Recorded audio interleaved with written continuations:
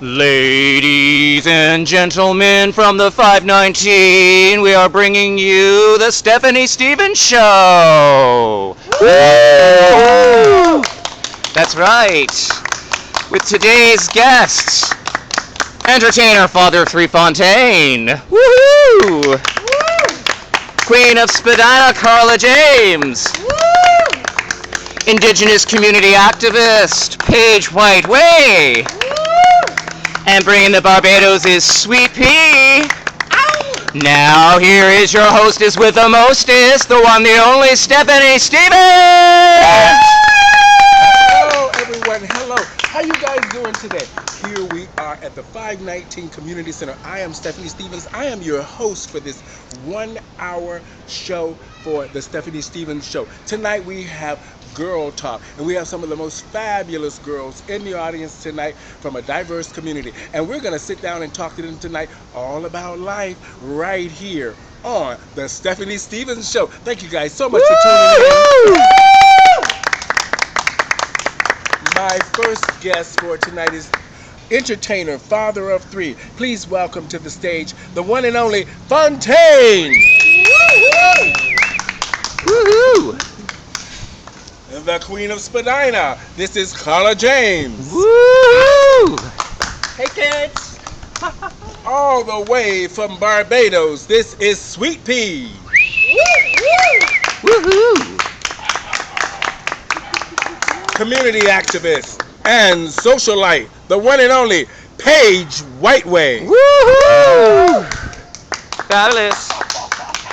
That's right, baby. All right, how are you ladies doing tonight? All just fabulous. Oh, and look at her. Oh, work it.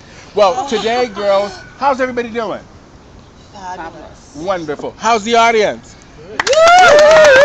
Wonderful. Thank you guys so much for coming to my first episode of the Stephanie Stevens Show. I am just so grateful that the 519 and Complex 5 Entertainment is sponsoring my show tonight. So I want to just say thank you to them. Without the tokens, we could not have put this show on. But we want to get right into it. Tonight, my show is all about girl talk. It's about when you first discovered that you like dressing up and being a girl. Okay, so we're going to get right into it. I'm going to ask some of my most fabulous guests. On my right here, I have the fabulous Miss Sweet Pea, all the way from Barbados. Beautiful. Tonight, I'm just going to ask a few random questions, and you just tell me and tell the audience how you feel about these questions. And I just want you to be open and honest as you can. All right? All right. I'd like to just ask the panel tonight, when did you know you were you? When did you know you were you, Sweet Pea? I can say like around 15. I can say makeup, you know, feeling, helping my mom every day, shopping, clothes, you know, cooking. You know, I felt very, you know, woman. I like female clothes, and my mom was very supportive of that. And by the time I hit the age of 16, I put on her first pair of shoes. Well, you're very beautiful, and you look great. Yes. So you learned a lot from your mother. Yes, I did. Okay. Very supportive mom. Yeah. So there was lots of makeup, lots of wigs, everything in the house. She's the first person that have ever dressed me up, and also took me to my first trans pageant. Oh, And I wow. was 16, so she had written a letter for me, and make sure that I was old. Well, I wasn't old enough. I had to be 18, but she wrote the letter stating that it was approved by her. And it was a fabulous experience. Well, the great thing about that is that you had family support, Yes. you know, at an early age. And sometimes that's very difficult when you're growing up and your parents are trying to teach you the life skills. But it's great to see that you actually had great parents that actually understood you. And that's a good thing. All right, thank you, Sweet Pea. We're going to move over to Miss Paige Whiteway. Now, can you just tell us, when was it your first kiss? Your first kiss and your first broken heart? My first kiss was when I was 15, and it was behind my school. It was very magical. It was in the bleachers.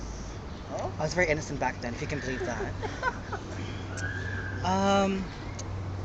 So yeah, My first Can broken you tell heart. us who it was? What the boy's name was or the girl's name was? Well, his name was Blair. Okay. He was on the football team. I was on the same team. I was Butch, if you can believe that. So yeah, so my first broken heart, I would have been. Well, he broke my heart actually, the same guy, fucker. He broke my heart too. Oh. For some other Aw. bitch. Aw. Well, that was in grade 7. I met him. So then I was like about grade 11. We dated for like a year and a half. Like very like hidden, like closeted, one of that type. And then I caught him making it with her in the same spot. So that kind of broke my heart a lot. Ooh. What is your favorite song when you're in the shower? What is your favorite song that you always sing? What is your favorite song that you always sing? Good Morning Baltimore is my favorite song to sing. Can you sing a little bit for us? Oh, girl. Yes, Good morning. Come Well, on. Fontaine, what's your favorite song? You know the words to that song? I ain't doing it. Oh. No, I don't. What is your favorite song that you sing in the shower? Well, I don't take a shower. Oh my goodness. I take a bath. Oh my goodness. Oh. In milk. Well, milk. and Goat's rose petals, milk. you know. Goat's milk. And then I still stink after. And no, and I don't sing when I'm in the tub, dear. Mm-hmm. Now, Cara, when did you know you were you? When did you know you felt like you were a girl? I knew before puberty.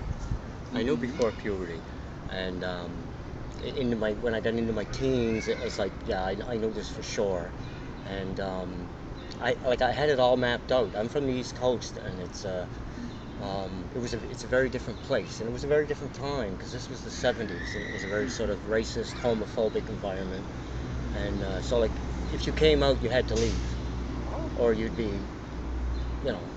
they would hurt you, right? So I came here. I came to Toronto, but I had a really bad beating, and that sort of really screwed me up for a long time. And then I fought against what I was. Right, I tried to repress myself, and it took 30 years to get over that. And what do the tattoos represent?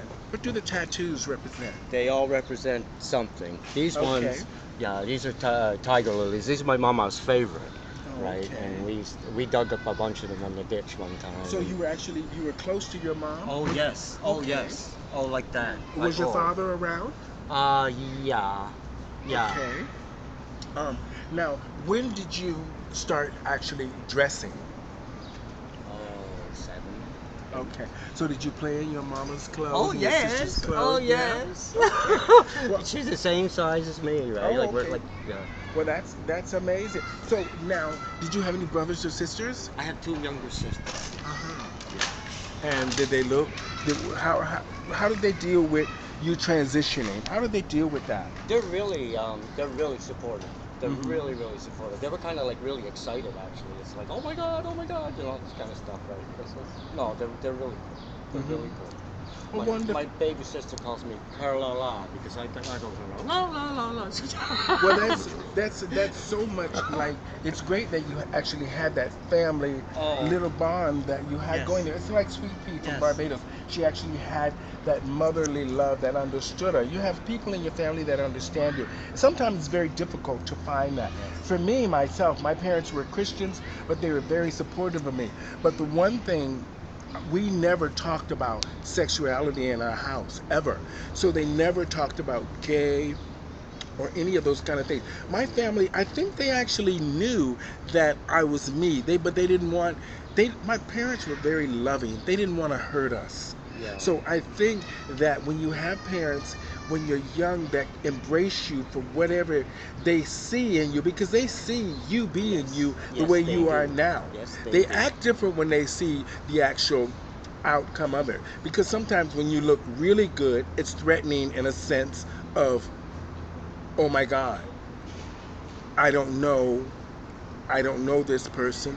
Or if you don't look quite the way they think you should look, then it's like you're an embarrassment to the family. Yes. But As a father of three, an entertainer, I'm sure Fontaine could probably talk to us a little bit about that. Oh, I had a wonderful, wonderful Jewish mother. Oh, yeah, her first thing is no woman is good enough for you. So I got married to a woman. She didn't like that. So 10 years later, that ended. And of course, I got custody in the house and the kids. Sounds like a country and western song. And then I had a relationship with Nathan, and that was 8 years. So, oh yeah, well, let's say with kids, raising kids and that, they knew Fontaine. Mhm. But see, I'm an entertainer, let's say. Okay. Like, I don't feel anything that you people do because I don't, like, I don't think I'm a woman. I never had that type of feeling. Mhm. I've always been an actor. As a man, I would do like Liberace live, you know, Mhm. and Wonderful. and then my female creation was Mhm. Fontaine. So, and but the kids grew up with that because number one, I was an actor. I came home, the uniform came off. If you come to my place, well, not the other day in the middle of shows, you don't see wigs or that. It's like a costume to me. So I really don't know what it feels like to be a woman. But for some reason, the portrayal I do of one is working. Okay. Yes. Now, Sweet So Pea, you're what recognized. now, Fontaine? You said it was. Yes. Yes. So Fontaine, you said that it was more like work and a job because you were an entertainer. So you had three kids to take care of, Yes. and a wife, and or a family, and you had lots of responsibilities, mortgage, the usual things that most families have to deal with. Now you, Sweet Pea, what was your first job? What did you do after you got of a certain age and you decided that you wanted to take care of yourself and be who? Now, being from Barbados, um, that must have been kind of hard with transitioning in a small island with sort of, I'm not going to say closed-minded people, because your family, no matter how open they are on a small island, you're still going to get that small-minded mentality from a lot of the islanders, unless your family was involved in the community heavily. Then people are more likely to sometimes overlook these things. So what job did you do? To be honest, my first job was working for Sprint, which is art of verification. It was more of a private office. Um, in terms of saying that I had trouble at work, I had trouble at home, in my hometown. But in the terms, yes, my family was well known. People accept me for who I was. They, they even went as far as calling me Sweet Pea, which is my mom's old name. Oh, that's amazing. And So, that's how I got it. oh, that's great. I mean, I can't believe it. That's, you see, we're, people think we're just so different. We really are human beings, and we all have the same issues, and we all have the same problems in life that we're lucky sometimes if our family and our friends embrace us and society embraces us. But as human beings, it's great to see when family are very supportive of us um, as human beings, just who we are. Um, like when I wanted to ask you about your first car. What was your first car like, Sweet Pea? I can imagine it must have been, usually the typical things people would say pink or something, but actually my first car was a light blue Pinto. And with the big window in the back, and I had a clutch. So with me trying to drive this thing, oh, it was something else. But that was my first car. But my father kept saying, "Well, I'm not gonna buy you anything else, so you better get out there and drive it up and down the road. But don't burn up the clutch, because I'm not gonna fix it." So I got out there and had to try to learn how to drive this light blue Pinto. But I think the reason he bought me the light blue Pinto is because he understood not to buy me a hot rod. Yeah. He knew early on Stephanie was not going to be in a hot rod. Did you have fun in the bubble though? I used to I go to the drive-in Yeah. well, with girls Oh yeah. and They still have harken those? backwards, and you're supposed to watch the movie, but The windows Well, yeah, got yeah. foggy. They're still Oh, driving? you were in the back seat, were you? No. Yeah, in the back where the bubble is. We laid there. Oh my goodness. Now, Sweet God, Pea, so yeah, again, the reason I say, because you're the youngest one on the panel, what are your aspirations in life? What is it that you want for yourself? What is it that you want? To be honest, as I said, I will always say life is too short, and I would like, as one thing, to pass on my knowledge on what I know, how I know things, the different expectations of life to other young peeps that are coming up like me, and even not even as trans, as gay people, as any type of person, that to respect themselves. Life is too short. Don't be scared of anything. Go ahead and do it. Don't care what risk, because life can disappear the next day. Once you really want to do it, go after it. And that is one of my biggest goals I want to set for myself. Going after owning my own business. Well, I'm already starting transportation business in my country and stuff, so everything is going well so far. A little bit slow, but I can say I have passed my limit in life already, because I have been accepted by so many people who look up to me, who love me for who I am, don't care what I wear and how I look, and that have been achieved already, to be honest too. Okay. Paige, as an indigenous community learner and activist, what is it that you aspire to be? What is it that you want to achieve in your life? What is it that you want people to know about Paige Whiteley? What is it you want people to know? So I guess I'll start off a bit about my background. So in Indigenous people, we have different roles in life.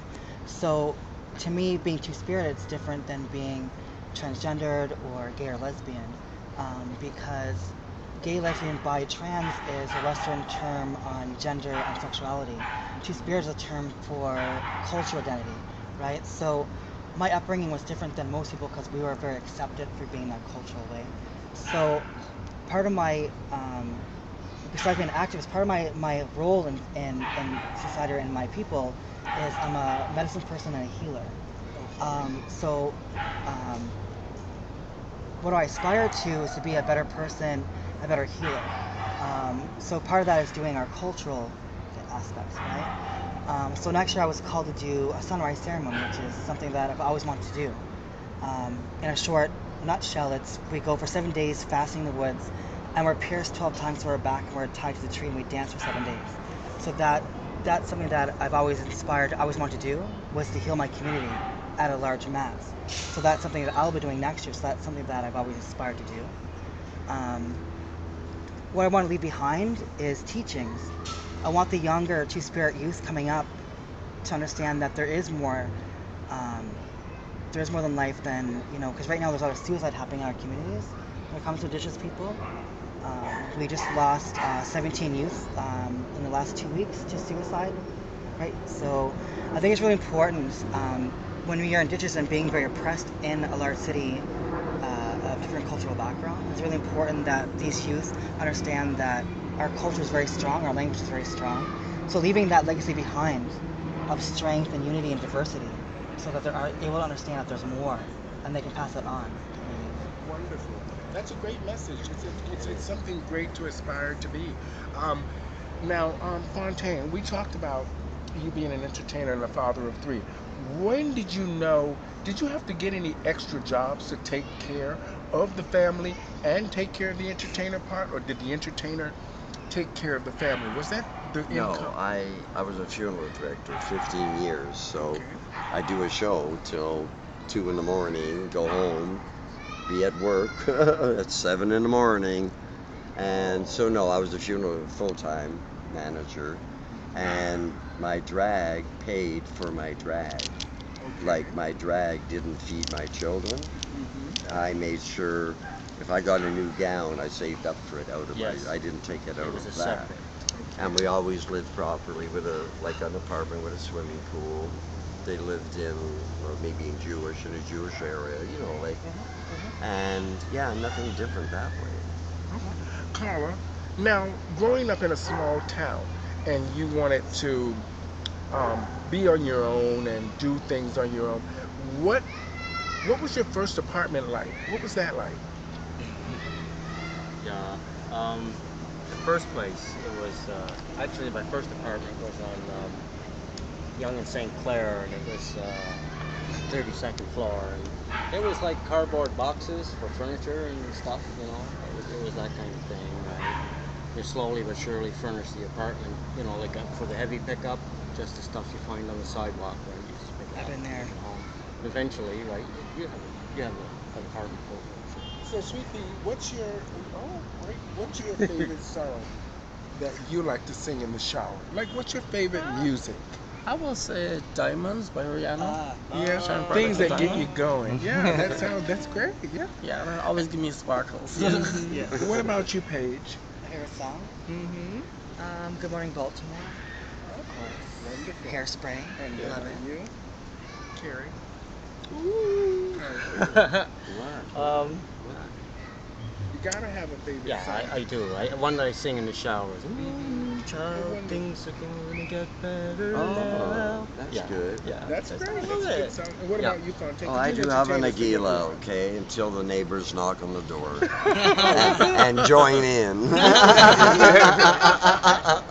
Now, what I want to happen now is I really like for a question or two from the audience. Does anybody in the audience want to ask a question to our fabulous panels, or even myself? Just ask us anything you want. And okay, go ahead. And what's your name, sir? I'm Ben. I'm a community member, and I'd just like to know how you all got your name, your stage name, or your drag name, or your different name that wasn't given to you at birth. I got that. Oh, That's wow, cool, that's yeah. great. That's a good Well, I got to be honest, my favorite singer was Stephanie Mills, so that's how I got Stephanie. And my mother's maiden name is Stevens, so that's where I got Stevens. So Stephanie Stevens, y'all. Well, me, I used to, when I was Cream on Colby's and all that, I was Vanessa. And then I went and got married. 10 years later, came back, and there was a famous Vanessa at Colby's. So I was doing a show, and Rusty Ryan ended up naming me. He said, what name you're going under? And anyways, Fontaine, boom, and he introduced me. So, but I was named by Michelle. Well, Michelle LeBerry started me like 100 years ago. I was her first Oh wow. drag. Protege. Yeah. And what about you, Carla? I chose my own name, and it's Carla Ray, and Carla from the German for strength or strong, and Ray is from the Old English for wise. So I'm a strong and wise woman. And you, Paige? Well, mine was from an old naughty show called Charmed. I picked Paige. It was very unique. There's not a lot of pages around. You don't want a lot of pages. So I wanted something unique. At first I chose Amber. Then I watched Charmed, which is my favorite show.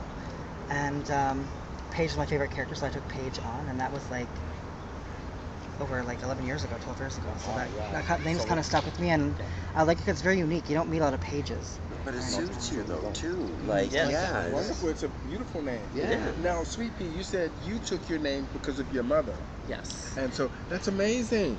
Amazing how our mothers have such an influence Yes. on us and the way we live our lives to this day. Mothers are great people. They are. They'll take care of you. They look after you. Now, is there anybody else in the audience that want to ask anything else? I have a question. Okay, what's your name? I'm Nevaeh, and I was just wondering who inspired you to become and feel that you had more empowerment of becoming and showing who you truly are and who you feel inside? Anybody want to answer that? Well, Michelle DeBerry's inspired and started me. So, but that was in show business, like as drag, not, let's say, being a trans person. Yeah, so I got started with her, with shows. So. Oh, wonderful. What about you, Paige? So I'll say there's a trans woman from years ago. Her name was Mother or Chanel. So she really inspired me to go to school, get my degree. So I worked. She really pushed me to kind of inspire and to finish my school. If it wasn't for her, I wouldn't have finished my my social work. So I'm really happy that she kind of pushed me into that. The last thing she said on her dying bed was, "If you don't finish, I'll come out of here and I'll kick you in the ass for my grave." So, so I finished my master's, and then I took all the proceeds that I got from family and friends. I took that money, and now her plot where she's buried, I have an internal flame, and I fund that for her. So that's something that I gave back after she gave to me. So. That's amazing. That's really Yay. That's really cool. Yeah, so she really pushed me to get. Now, on a series, I only have a couple of more questions for the panel here, and we're going to bring it down just a tad. But you don't have to answer really serious, but we'd like to know, or we'd like the audience to feel, and our audience out there in YouTube land or on television, to feel that it's the truth. Okay? So, the next question I'm going to ask you, I'll start with Sweet Pea, since she's here on my right. We all have heard in the news many times about molestation, pedophilia, the abuse, the way families, we listen to Michael Jackson talk about his father. We've listened to all different kinds of people say negative things about their parents. But I would like to know, and the audience would like to know, and the people probably out there, that somebody we can help. What is your family's secret? What's a secret that you've kept inside you for so long that you can actually tell us about and explain to us why you kept it a secret for so long, and when did you finally tell someone about your secret, and what did you get from actually talking about it? Should we start with you, Paige? Okay, so that's something I really talk about often. Okay, so I grew up on a reservation. So you guys all know reservations aren't a very good place to be around. My parents were alcoholics. They were heroin junkies. So my uncle had lots of money. My family did have a lot of money. So he was allowed. So my uncle pretty much would take me and my sisters and would have his way with us and his friends, because he would give my parents money for drugs. So he would get them all high, and to them it was okay what he was doing, because they were, getting supplied their drugs and their alcohol. So I went through, years of that. Later on in life, when I met other people and realized that it wasn't just the sexual and mental abuse I was going through, was also a form of trafficking. So later on in life, when you realize that your own family is trafficked you, you're trafficked by your own family, that's something that it was never talked about in the family. No one talked about in the community. Abuse and sexual assault within the family, or incest, like that wasn't talked about in our community. So people knew it was happening. My parents were aware it was happening, but they allowed it to happen because they were being supplied their addiction.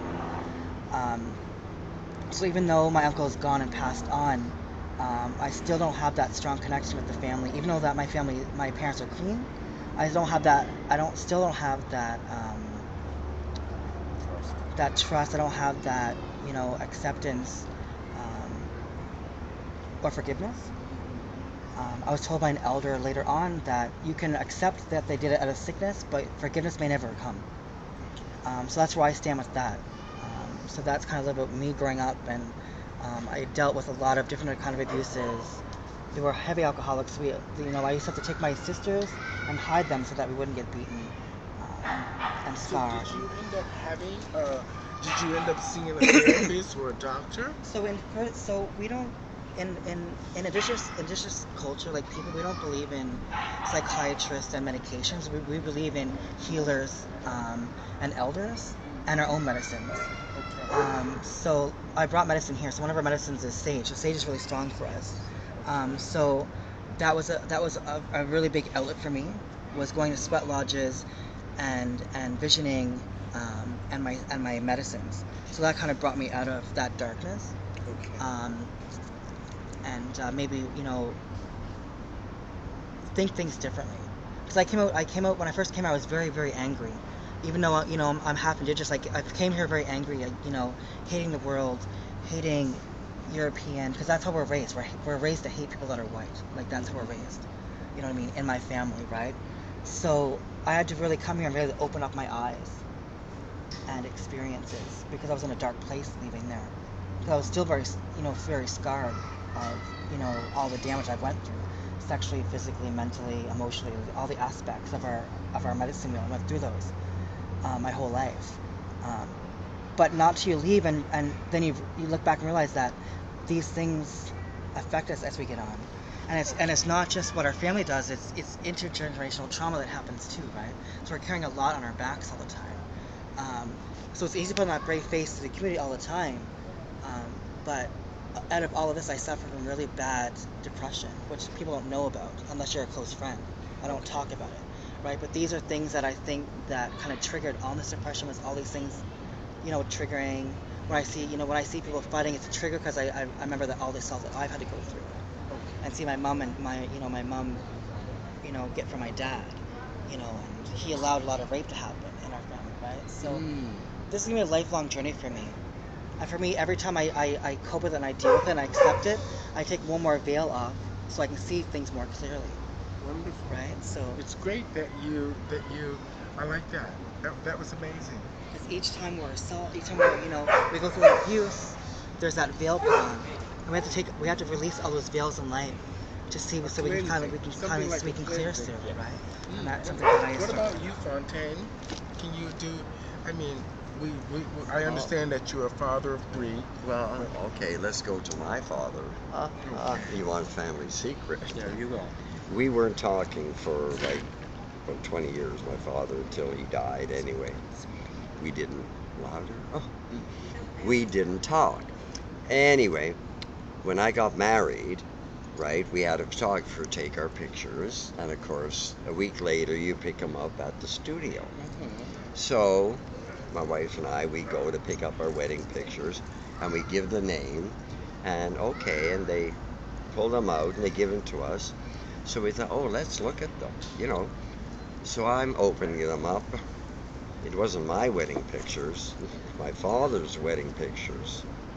That was his 5th marriage, and nobody knew. So, yeah. Well, that is really family secret, isn't it? But he had money to cover his ass. He kept 4 women in alimony. Oh my God. Oh, great. And my first car was a new one. A new one? Well, I'm Jewish. What was it? I'm Jewish. What was it? Huh? What was it? Oh. Go on with it. The same as you had. And now, now she Mine was gets a it. Pontiac. a Pontiac? Pontiac. You had a Pontiac? And Carla, what did you have? Chef Malibu. A Chevy yes. Malibu. What about you, Sweet And I Pea? had a Pontiac the first Pontiac car. Sunflower. Yes. Right. Now, Sweet Pea, coming from a small island, I know you must have some family secret that you can share with us. You don't have to, get all into it, but can you share something with the audience and us today? Well, I can say my biggest family secret was my mom always said about my biggest brother is straight. My second brother, he's bisexual. I become the tranny. My sister's bisexual. And I'm praying to God that my little sister is straight, but it was actually something that my mom, because I moved out at 16, and it just got to the point where my mom never really said nothing to the neighborhood, and then the cat come out the bag. Now, Cat's out now. for me, my family secret, I'm gonna be honest, I was a good kid, but I did do something one time. When I was 17 and 18, I hung out with a bunch of thugs, and they all went into the 7-Eleven and stole all this beer, and She was driving her Pinto. I actually stole a Bud Light beer. I put it in my bag, and I was shaking the whole time out of the store. And my parents had an open door policy. Anything you wanted to talk about, you could talk about. But it bugged me for years that I never told my mom that I actually stole the beer from the store. Because when we left the store, there was 5 of us in the store, and all of a sudden all 5 of us left the store and nobody stopped at the cash. And their bags were full. So, Right out the door. that was my They probably secret held the for door many, open for many them. years. And telling my first boyfriend, Eric, about it sort of helped release that fear of I did something wrong. And I just felt guilty for years just for stealing that beer. I never thought anything about stealing before, and She for the hasn't mere stopped fact that everybody since. else put everything in their bags, I'm not Jewish. But anyway. Oh no, we can buy Shady it. lady. We can buy it, not steal You it. need to hang out with me more often. I will get you more into evil. Oh. Now, we're almost done here with our session here for YouTube. You guys have been great. Thank you to the audience. Now I have just this last question. Thank you guys. Thank you. To final sum this up. Now, you can all talk. Just I want us to have an open dialogue. Your life now, and are you happy? Where are you at now? Where you are at now, and are you happy with your life now? Yes. Yeah, I'm very happy. Yeah, Yeah. I'm very I happy. couldn't be happier. I I'm couldn't be buzzing with happier. happiness. This is. you know, you figure what I went through, being Mhm. 70, with a straight, gay, children, the whole fucking life thing. So, yeah. This is the bubble. I mean, we live in the bubble here, right? Like we really do. I spent. I just got back to the city. I was a year and a half in Barrie, and I mean, like Barrie's a very beautiful place, but it's like really white and really straight, and it's like the beer belly and work boot set, right? And it's like, Be the best. Windsor. yeah, well, yeah, I'm right. from It's the same Windsor, thing, too. right? And he's like, so I mean, people stare, right? So I felt very uncomfortable, but here, no. This I'll never leave this city. I love it here. Toronto's a great Yes, city. yes. It's a great city. It's been very rewarding for a lot of us. It's going through a lot of changes, but hopefully all for the better. We're not going to sway, that other way. Our city is doing well. Hopefully things will be more positive for everyone in the next few years. And on a what would you like to say on a final note to the audience that's listening to Sweet Pea? What do you want to say on a final note to the people that are out there listening to you and your story? Because this is girl talk. It's about makeup, hair, our first job, our first car, our first boyfriend, the first person that broke your heart, family, children, indigenous communities, activists, and talk show, entertainer, and of course Queen of Spadina. So, what is it that you'd like to leave? Well, I can say everything do happen. Which is something I never believe in. Everything do happen for a reason. For some people, it makes us stronger. For some people, it may defeat us. But don't ever, ever, ever give up. Wonderful. And you, Fontaine? Oh wait, I just got a mind thing. What was the question Well, again? we'll move to Carla. Oh, okay. Be your authentic Well, self. Don't ever just don't ever live to anyone else's expectations. Don't sell your soul. You have one life. This is not an audition. This is not a rehearsal. This is it, baby. It's all over soon. Paige White Way. Inspired to be your best, not other people's best. Your best. And me. For the last 45 years, I've always been there for the community, and I'm going to be there for another 45 years to help the community. Even if she's carved and it'll be frozen. And my final thought of the night is I want to just say thank you guys so much for tuning in to the Stephanie Stevens Show. For me, I want to make a difference, and I just want to entertain. I love entertaining you guys. That's what I do. So my job here on the planet is to entertain and make you happy, and hopefully somewhere along the line I've made you laugh, cry, and think. Thank you for coming in onto my channel, the Stephanie Stevens Show. Thank you guys so much. Thank you to the audience out there, Thank to you. my wonderful panel of judges, Miss Paige White Way. Thank you. James. Woo! beautiful. Entertainer, father of three, Fontaine, Dame Fontaine. And of course from Barbados, the one and only, the fabulous Sweet Pea. Excellent. Yes.